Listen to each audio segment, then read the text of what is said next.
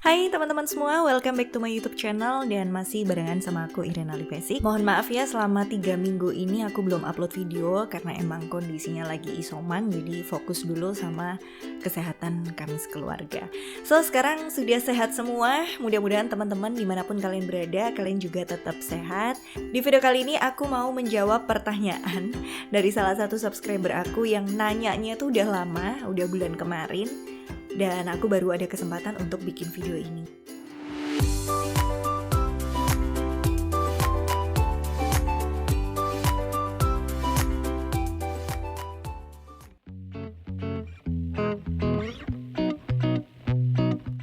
Mendongeng itu bukan sekedar kita berimajinasi terus kita tuangkan dalam bentuk cerita, tapi ada beberapa hal yang perlu kita perhatikan saat kita akan mendongeng. Buat para mami-mami, bunda-bunda di rumah yang punya tugas tambahan untuk ngedongengin anaknya, atau teman-teman nih yang punya profesi sebagai guru anak-anak TK. Nah, di video kali ini aku mau sharing singkat bagaimana caraku ketika mendongeng untuk keperluan dubbing cerita dongeng. Tips yang pertama dari aku adalah buatlah cerita dengan alur yang menarik, yang seru. Gampang kok teman-teman, kita bisa gunakan cerita apapun, imajinasi kita tentang keadaan-keadaan di sekitar kita, namun kita bikin jalan ceritanya tuh yang seru. Aku kalau lagi dongeng gak cukup cuma satu cerita, bisa 2 atau 3 cerita dan itu bersambung terus.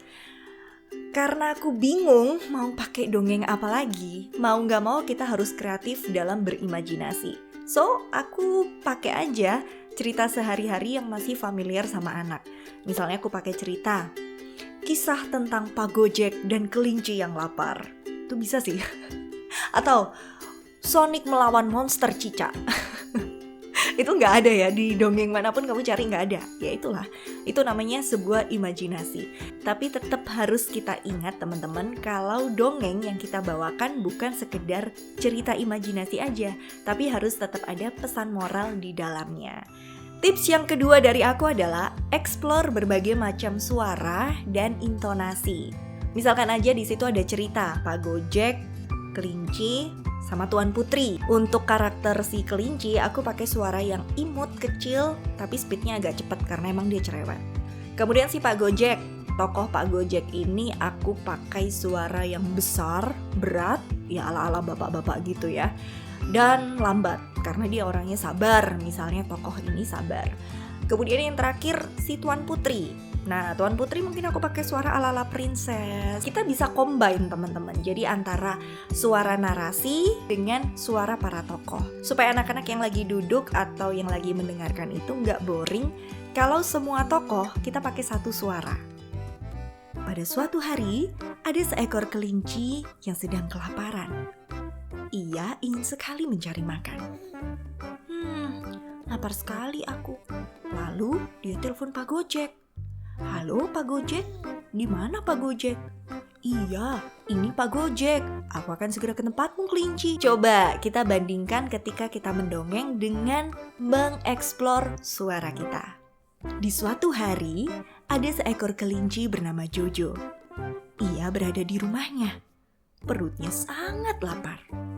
Sepertinya Jojo ingin mencari makan. Tapi dia bingung. Di kondisi seperti ini, bagaimana caranya bisa dapat makanan ya?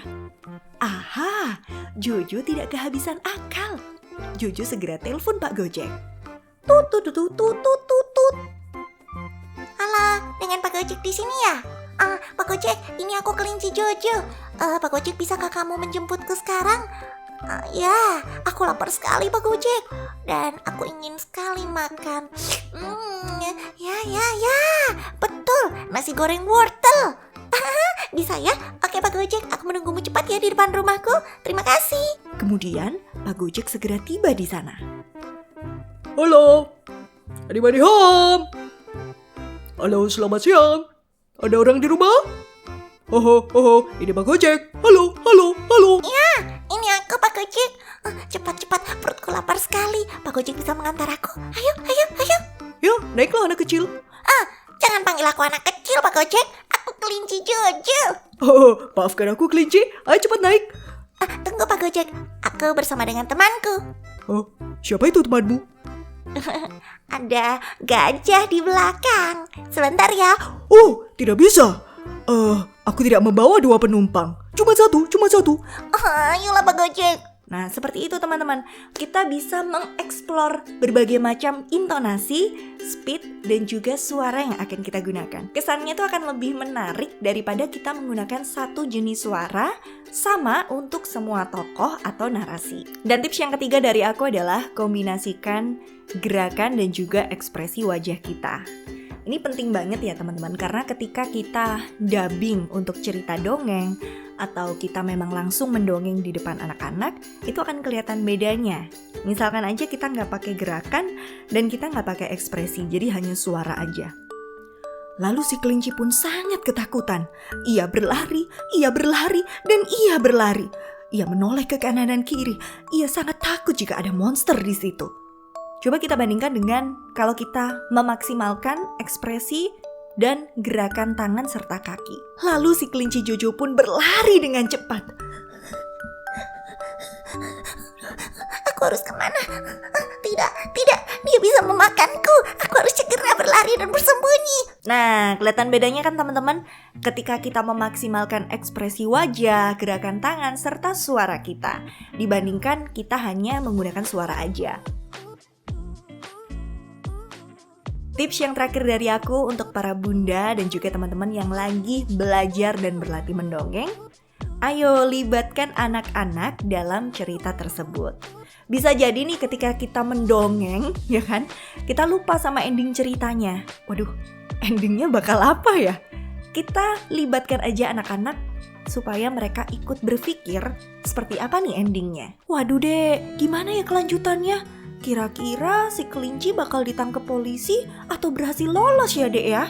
Nah, anak-anak akan mengembangkan imajinasinya dalam menentukan kelanjutan dari cerita-cerita itu. Oke guys, itu tadi adalah sedikit sharing singkat dari aku bagaimana teknik mendongeng atau menggunakan suara untuk keperluan dubbing cerita dongeng. Mudah-mudahan aja beberapa tips dari aku bisa bermanfaat untuk kalian semua ya.